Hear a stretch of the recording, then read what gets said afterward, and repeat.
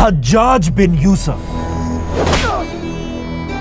اسلام کی تاریخ کا سب سے ظالم آدمی، جس نے بڑے بڑے صحابہ کو شہید کیا تھا، لاکھوں مسلمانوں کی گردنیں اڑائی اور ایون کعبہ پر پتھر برسائے تھے۔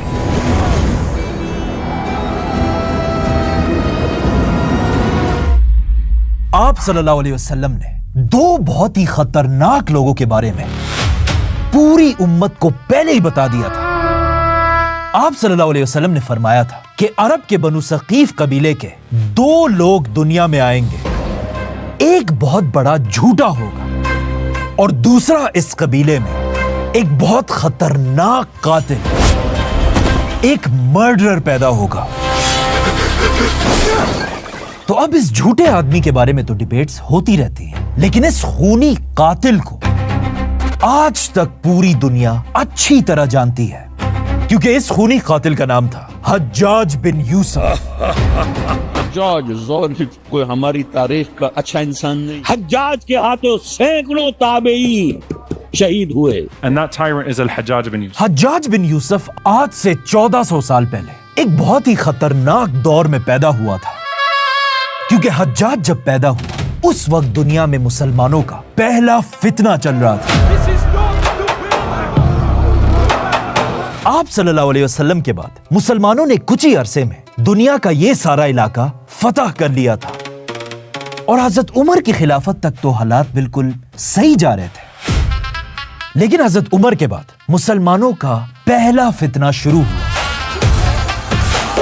پہلی بار مسلمانوں کے ہی آپس میں بڑی بڑی جنگیں ہونے لگی۔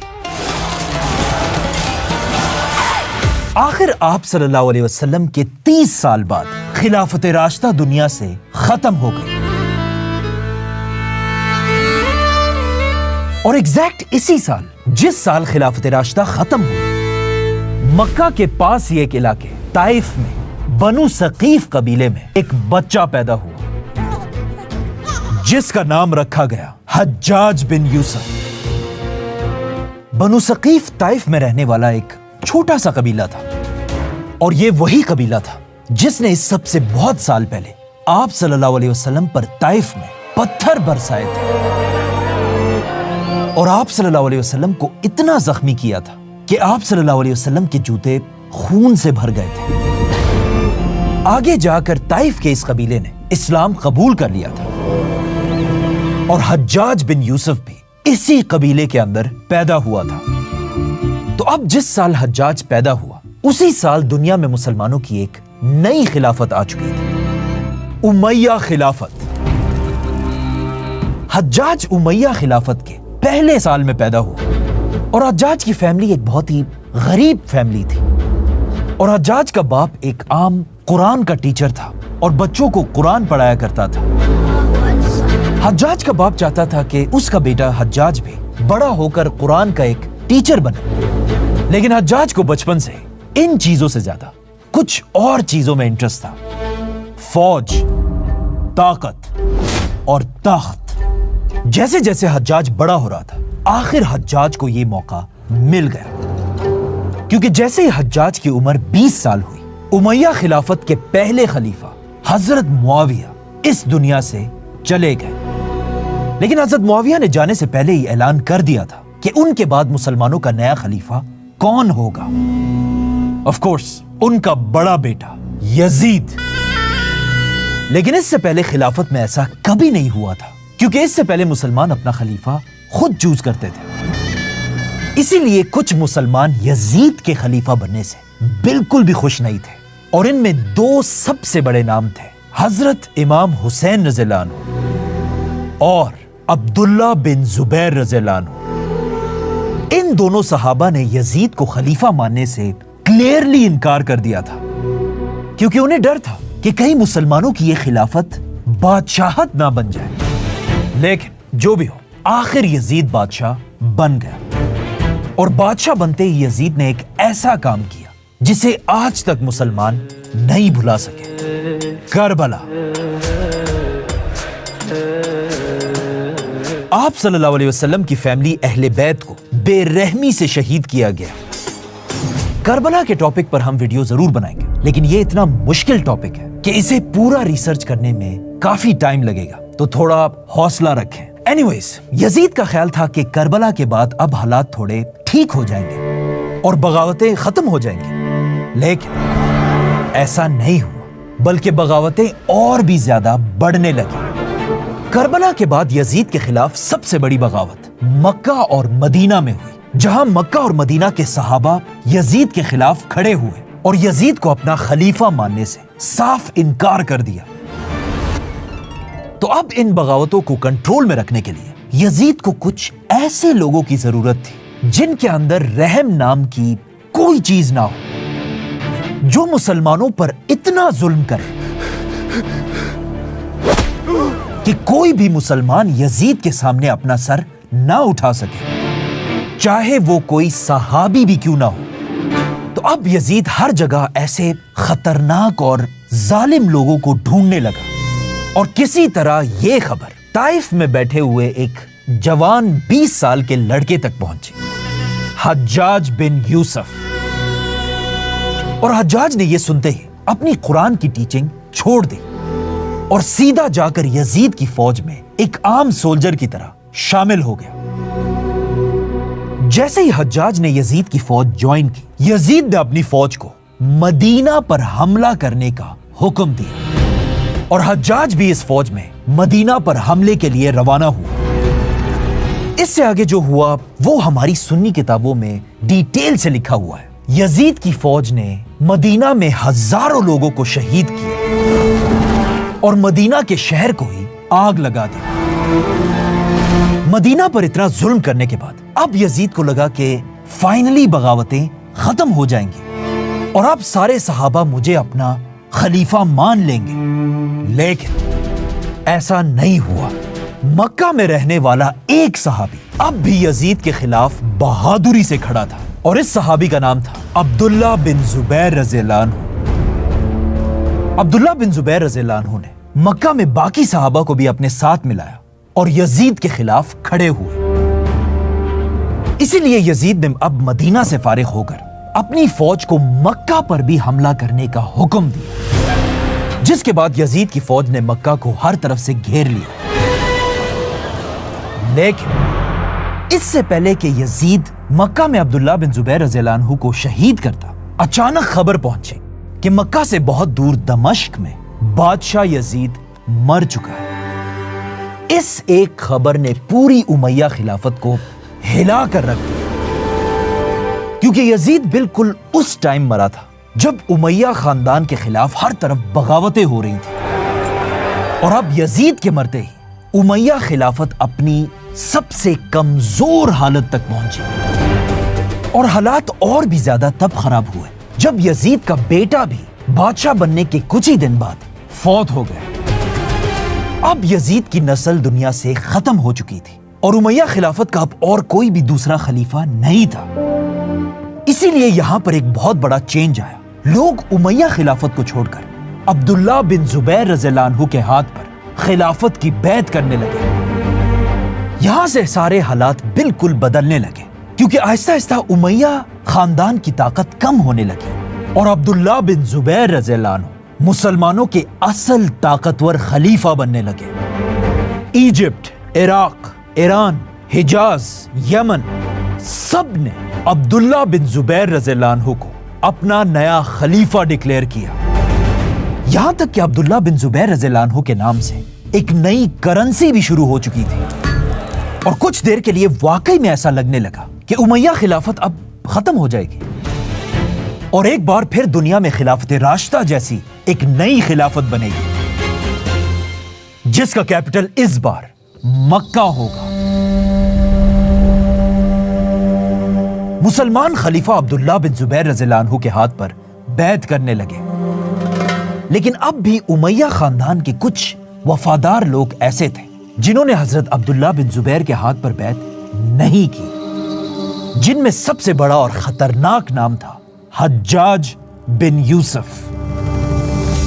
اور حجاج اس بات سے بالکل بھی خوش نہیں تھا کہ عبداللہ بن زبیر مسلمانوں کے خلیفہ بنے، اور وہ بس ایک ایسے موقع کی تلاش میں تھا کہ کسی طرح امیہ خاندان دوبارہ طاقت میں آئے، اور آخر اسے یہ موقع مل گیا۔ جیسے ہی عبداللہ بن زبیر رضی اللہ عنہ کی طاقت اپنی پیک پر پہنچی، یہاں سے سب کچھ بدلنے لگا، کیونکہ دمشق میں امیہ خاندان کا ایک نیا لیڈر آیا، عبد الملک بن مروان۔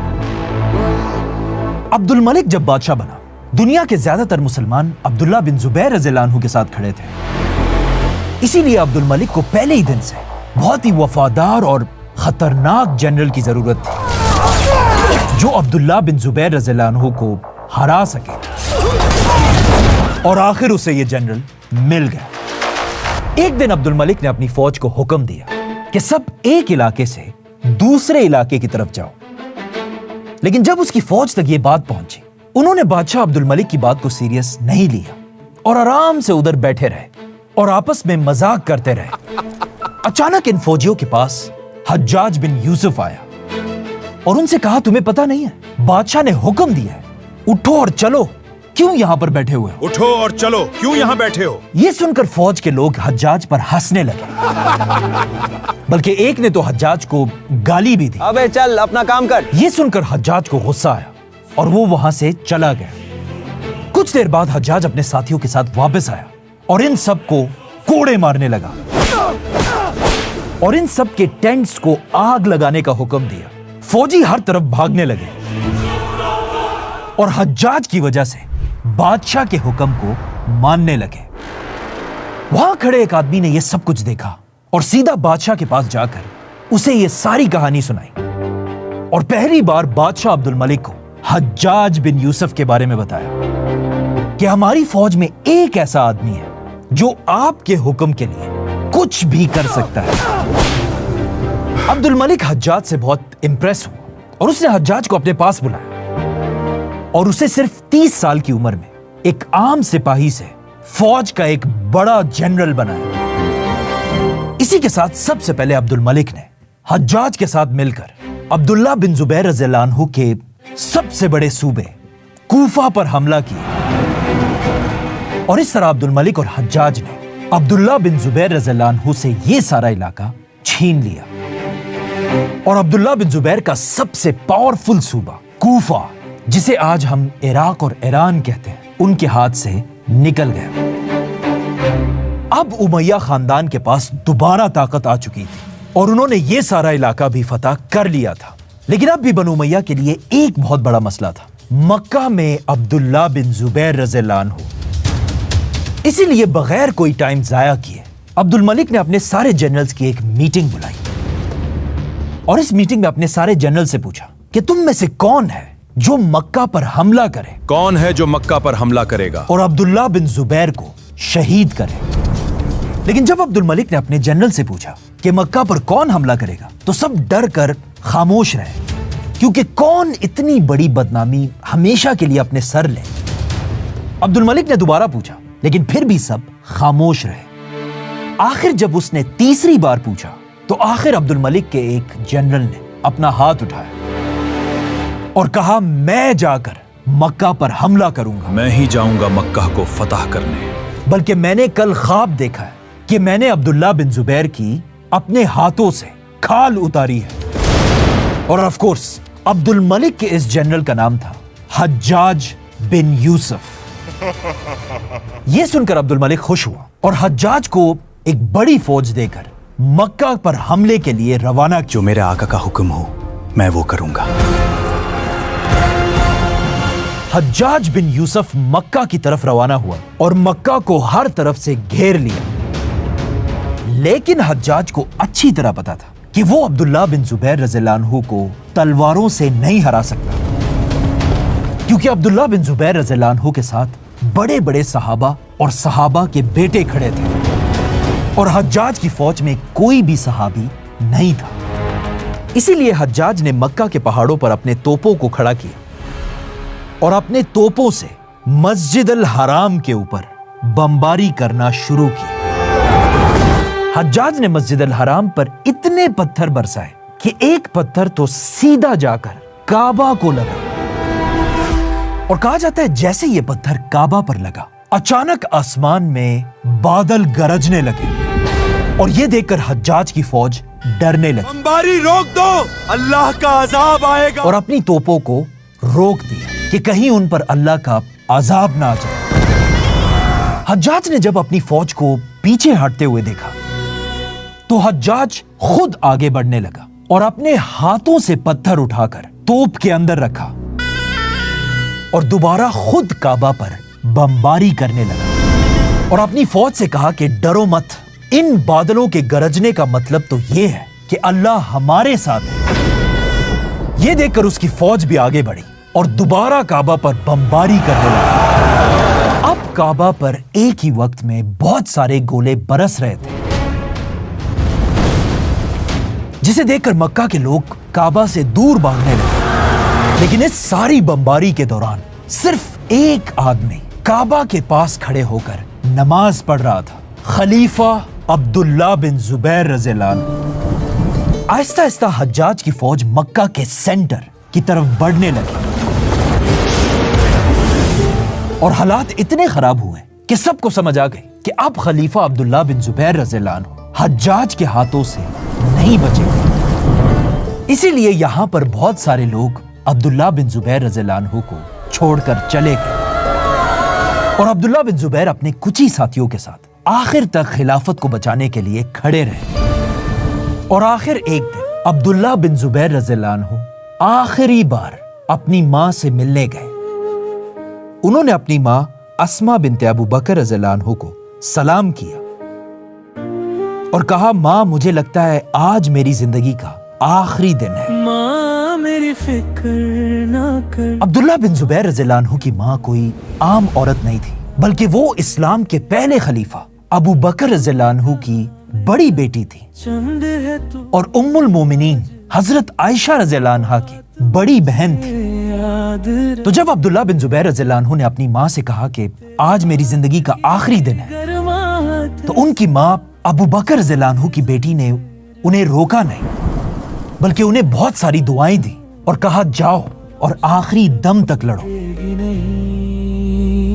इसी के साथ अब्दुल्ला बिन जुबैर रज़ियल्लाहु अन्हु अपनी तलवार उठाकर हज्जाज बिन यूसुफ से लड़ने के लिए अपने घर से निकले, जिसके बाद कुछ ही देर में खलीफा हजरत अब्दुल्ला बिन जुबैर रज़ियल्लाहु अन्हु को शहीद कर दिया गया। लेकिन यह हज्जाज इतना जालिम इंसान था कि अब्दुल्ला बिन जुबैर रज़ियल्लाहु अन्हु को शहीद करने के बाद भी उसका गुस्सा ठंडा नहीं हुआ।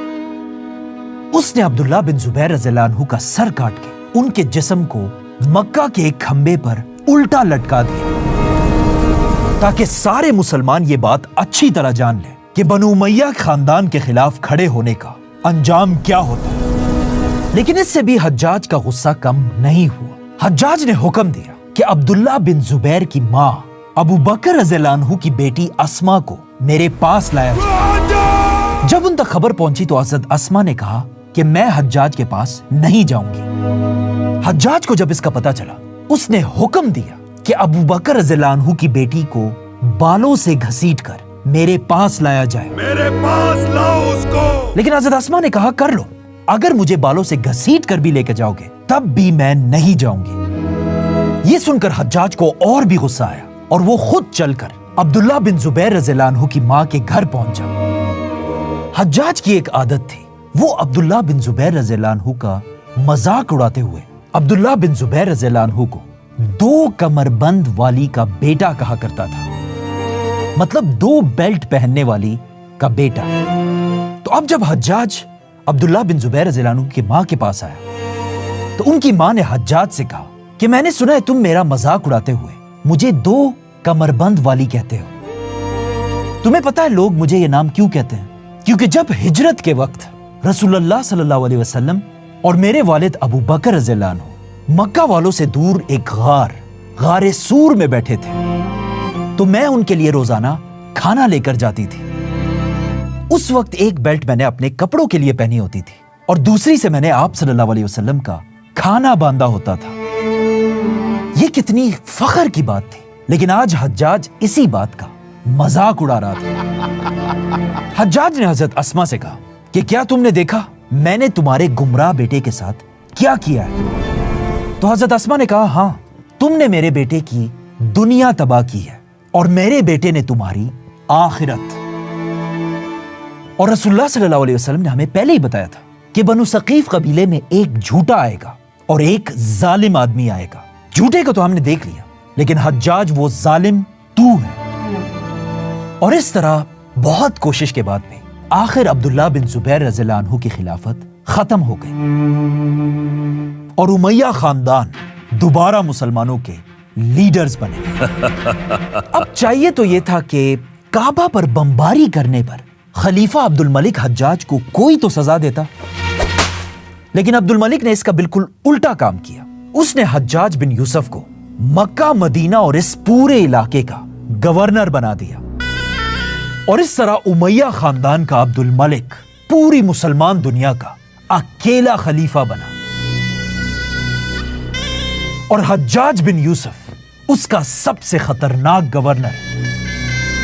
और जो भी बनु उमैया खानदान के सामने अपना सर उठाता था, हज्जाज उसकी गर्दन उड़ा देता था। अब्दुल्ला बिन जुबैर रज़ियल्लाहु अन्हु को शहीद करने के बाद अगले साल जब हज का वक्त आया, हर तरफ से मुसलमान हज के लिए मक्का की तरफ आने लगे, जिनमें उस जमाने के सबसे बड़े सहाबी खलीफा उमर रज़ियल्लाहु अन्हु के बेटे अब्दुल्ला बिन उमर रज़ियल्लाहु अन्हु भी थे। लेकिन उनके आने से पहले हज्जाज ने मक्का में हर तरफ अपनी फौज खड़ी कर दी थी और जैसे ही हाजी मक्का पहुंचे और रश बढ़ने लगा, अब्दुल्ला बिन उमर रज़ियल्लाहु अन्हु भी इसी रश के अंदर ही फंस गए। यह देखकर हज्जाज का एक फौजी अब्दुल्ला बिन उमर रज़ियल्लाहु अन्हु के पास पहुंचा और उन्हें एक जहरीला नेजा स्पीयर मार दिया और अब्दुल्ला बिन उमर रज़ियल्लाहु अन्हु जमीन पर गिर पड़े। लोग उन्हें उठाकर उनके घर ले गए और अचानक वहां हज्जाज भी पहुंचा और अब्दुल्ला बिन उमर से कहा कि ये आपके साथ किसने किया? ये आपके साथ किसने किया? तो अब्दुल्ला बिन उमर ने जवाब दिया कि मेरा कातिल तू है। तुमने ही हज में हथियार लाने की इजाजत दी थी। और इसके कुछ ही दिन बाद खलीफा उमर रज़ियल्लाहु अन्हु के बेटे अब्दुल्ला बिन उमर भी हज्जाज बिन यूसुफ की ही वजह से इस दुनिया से चले गए। लेकिन हज्जाज का जुल्म यहां खत्म नहीं होता, बल्कि यह तो सिर्फ शुरुआत है। अब्दुल्ला बिन उमर रज़ियल्लाहु अन्हु को शहीद करने के बाद अब भी हालात ठीक नहीं हुए, बल्कि आहिस्ता आहिस्ता कूफा के सूबे में दोबारा उमैया खिलाफत के खिलाफ बगावतें शुरू होने लगी। तो अब इन बगावतों को भी क्रश करने के लिए एक बहुत जालिम आदमी की जरूरत थी। इसीलिए अब्दुल मलिक ने हज्जाज को मक्का और मदीना के गवर्नरी से हटाकर उसे पूरे कूफा और बसरा का गवर्नर बना दिया। मतलब हज्जाज इस पूरे इलाके का गवर्नर बना। इन शॉर्ट, हज्जाज अब खलीफा अब्दुल मलिक के बाद पूरी दुनिया का दूसरा सबसे ताकतवर इंसान बन चुका था। मतलब एक गरीब टीचर का बच्चा अब दुनिया का दूसरा सबसे पावरफुल आदमी था। हज्जाज के आने से पहले कूफा और बसरा में उमैया खिलाफत के खिलाफ हर तरफ बगावतें हो रही थी। लेकिन जैसे ही हज्जाज कूफा की मस्जिद पहुंचा, उसने वहां सारे मुसलमानों को जमा होने का हुक्म दिया और फिर सबके सामने आकर अपनी स्पीच शुरू की। अगर अब भी किसी को शक है कि हज्जाज एक जालिम आदमी था या नहीं, तो इस स्पीच के बाद आप समझ जाएंगे, क्योंकि मुझे लगता है ये इस्लाम की तारीख की सबसे खौफनाक स्पीच है। हज्जाज सबके सामने खड़ा हुआ और अपनी स्पीच शुरू की। ए इराक के लोगों, मुझे तुम में से बहुत सारों के सर ऐसे नजर आ रहे हैं जो बहुत जल्द कटने वाले हैं। तुम में से बहुत से लोगों की पगड़ियां और दाढ़ियां खून से लाल होने वाली हैं। इराक के लोगों, याद रखो, मुझे इस दुनिया में कोई भी नहीं डरा सकता।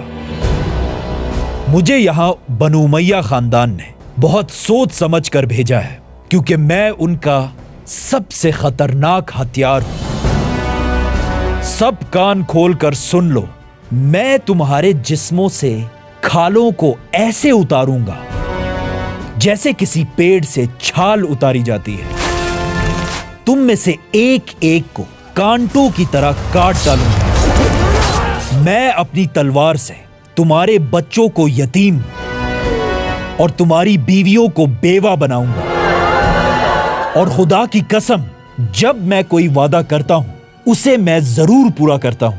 और मैं कसम खाता हूं اگر 3 دن کے اندر اندر تم لوگ ٹھیک نہ ہوئے تو میں تم میں سے ایک ایک کی گردن اڑا دوں گا اور اس کی ساری جائیداد چھین لوں گا۔ اس کے بعد حجاج نے خلیفہ عبد الملک کا لیٹر کھولا اور سب کے سامنے پڑھنے لگا۔ لیٹر کا پہلا ورڈ تھا السلام علیکم۔ جب حجاج نے اسے پڑھا اور کہا السلام علیکم، السلام علیکم، لوگ بالکل خاموشی سے اسے دیکھ رہے تھے۔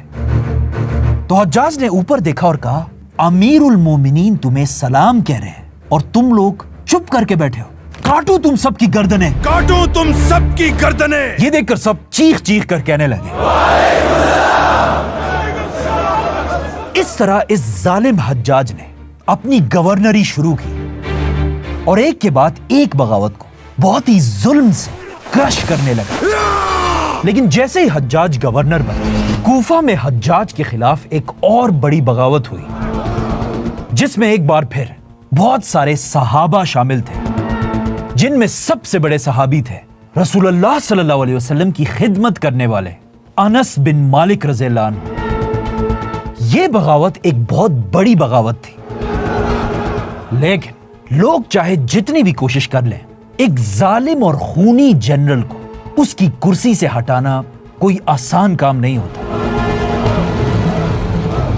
حجاج نے یہ بغاوت بھی بری طرح کرش کر دی اور یہ بغاوت ختم کرنے کے بعد حجاج نے انس بن مالک رضی اللہ عنہ کو اپنے پاس بلایا اور ان کی سخت بے عزتی کی۔ اس بک سے میں آپ کو ایگزیکٹ لائنز پڑھ کے سناتا ہوں اور پھر آپ خود فیصلہ کریں کہ حجاج کیسا آدمی تھا۔ حجاج نے انس بن مالک رضی اللہ عنہ سے کہا اے گندے آدمی، ہر فتنے میں تو سب سے آگے آگے ہوتا ہے، کبھی عشس کے ساتھ کھڑا ہوتا ہے، کبھی عبداللہ بن زبیر کے ساتھ کھڑا ہوتا ہے اور کبھی علی کے ساتھ کھڑا ہوتا ہے۔ کیونکہ حجاج رسول اللہ صلی اللہ علیہ وسلم کے خاندان اہل بیت سے بہت نفرت کرتا تھا اور اسپیشلی حضرت علی، حسن اور حسین رضی اللہ عنہ سے۔ انس رضی اللہ عنہ نے ایک نرم لہجے میں حجاج سے پوچھا یہ تم کس سے ایسے باتیں کر رہے ہو؟ کیونکہ حضرت انس اس وقت دنیا کے آخری صحابہ میں سے ایک تھے اور باقی سارے صحابہ فوت ہو چکے تھے۔ اسی لیے حضرت انس نے کہا کہ تم کس سے ایسے باتیں کر رہے ہو، لیکن حجاج نے پتہ اس کا کیا جواب دیا۔ حجاج نے حضرت انس بن مالک رضی اللہ عنہ سے کہا او بہرے، میری آواز نہیں آ رہی کیا؟ میں تم سے ہی بات کر رہا ہوں۔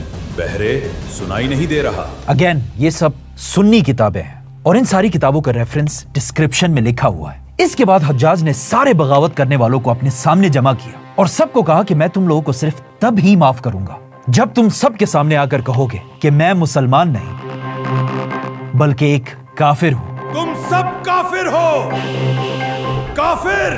حجاج بن یوسف ایسا اس لیے کر رہا تھا کہ وہ مسلمانوں کی اس بغاوت کو ایک غیر مسلم کسی اور کنٹری کی سازش کہہ کر لوگوں کو اس بغاوت سے دور کر دے۔ حالانکہ یہ کوئی سازش نہیں تھی بلکہ مسلمانوں کا ہی غصہ تھا۔ باغیوں نے ایک لمبی لائن بنائی اور ایک ایک کر کے حجاج کے سامنے پیش ہونے لگے اور ہر ایک حجاج کے سامنے آ کر کہنے لگا کہ میں کافر نہیں مسلمان ہوں۔ میں تو ایک مسلمان ہوں۔ اور حجاج ہر ایک کی گردن کاٹنے لگا۔ اس طرح حجاج نے بہت سارے مسلمانوں کو شہید کیا، لیکن کچھ درمیان میں ایسے بھی تھے جنہوں نے حجاج کے ڈر سے اپنے آپ کو کافر کہا۔ میں کافر ہوں۔ اور ایک تو حجاج سے اتنا ڈرتا تھا کہ اس نے حجاج کے سامنے کھڑے ہو کر کہا کہ میں کوئی عام کافر نہیں، میں فرعون سے بھی بڑا میں کافر تو فرعون سے بھی بڑا کافر ہوں۔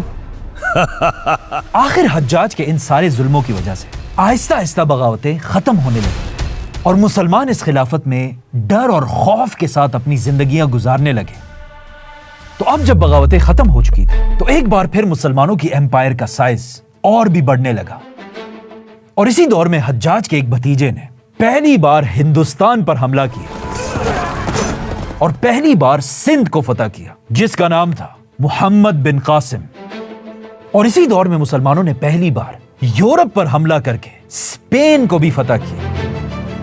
حجاج بن یوسف کی پوری زندگی میں ایک ایسا اچھا کام تھا جس کی وجہ سے کچھ لوگ اسے ایک ہیرو سمجھتے ہیں، اور وہ تھا قرآن کے عربی رائٹنگ کے اوپر اعراب لگانا، مطلب زبر، زیر، پیش وغیرہ، جسے آج تک لوگ پڑھتے ہیں۔ لیکن کچھ سکولرز ایسے بھی ہیں جو کہتے ہیں یہ کام حجاج نے نہیں بلکہ اس سے پہلے ہی ایک مسلمان سکولر نے کیا۔ یہاں پر امام زہبی کہتے ہیں کہ اگر حجاج نے یہ کام کیا بھی ہو تب بھی قیامت کے دن حجاج کا یہ اچھا کام اس کے گناہوں کے سمندر میں ڈوب جائے گا۔ آخر 22 سال تک مسلمانوں پر ظلم کرنے کے بعد حجاج کی زندگی کے آخری دن قریب آئے، لیکن جانے سے پہلے حجاج نے ایک اور بہت بڑے نیک مسلمان کو بری طرح شہید کیا تھا، سعید بن جبیر۔ اور کہا جاتا ہے اس نیک مسلمان نے مرنے سے پہلے حجاج کو آخری بد دعا یہ دی تھی کہ اللہ کرے میں حجاج کے ہاتھوں سے مرنے والا دنیا کا آخری مسلمان بنوں، اور ایگزیکٹلی ایسا ہی ہوا۔ اس کے صرف 1 مہینے بعد حجاج ایک بہت خطرناک بیماری سٹمک کینسر سے بہت ہی دردناک موت مرا۔ مرنے سے پہلے حجاج نے ایک شعر پڑھا تھا جس کا مطلب کچھ یوں ہے، یا اللہ، مجھے پتا ہے کہ پوری دنیا کے مسلمان یہ چاہتے ہیں کہ میں مرنے کے بعد جہنم کی آگ میں ہمیشہ ہمیشہ کے لیے جلتا رہوں، لیکن انہیں تیری رحمت کا کیا پتا کہ تو کتنا معاف کرنے والا ہے۔ مطلب اتنے ظلم کرنے کے بعد بھی، بڑے بڑے صحابہ کو شہید کرنے کے بعد بھی، لاکھوں بے گناہ مسلمانوں کو مارنے کے بعد بھی، اور کعبہ پر بمباری کرنے کے بعد بھی حجاج اب بھی جنت جانے کا سپنا دیکھ رہا تھا۔ لیکن جب حسن بصری تک یہ بات پہنچی تو انہوں نے کہا واہ، حجاج چاہتا ہے کہ وہ زندگی بھی اپنی مرضی سے گزارے اور آخرت بھی اپنی مرضی سے گزارے۔ خیر، جتنا حجاج سے دنیا کے مسلمان نفرت کرتے تھے اتنا ہی حجاج سے بنو امیہ کے شہزادے محبت کرتے تھے۔ حجاج کی بیٹیوں کی شادی امیہ خاندان کے شہزادوں سے ہوئی تھی۔ بنو امیہ کے بادشاہ اپنے بیٹوں کے نام حجاج رکھتے تھے اور انہوں نے مرنے تک حجاج کو اپنا سب سے بڑا گورنر بنایا تھا۔ لیکن پورے بنو امیہ خاندان میں ایک ایسا آدمی تھا جو اس حجاج بن یوسف سے نفرت کرتا تھا اور حجاج کے ان ظلموں کے بارے میں ہمیشہ بولا کرتے تھے، اور آف کورس وہ کوئی اور نہیں، وہ تھے اسلام کی تاریخ کے پہلے مجدد، اسلام کے فیوچر خلیفہ عمر بن عبدالعزیز۔ سبسکرائب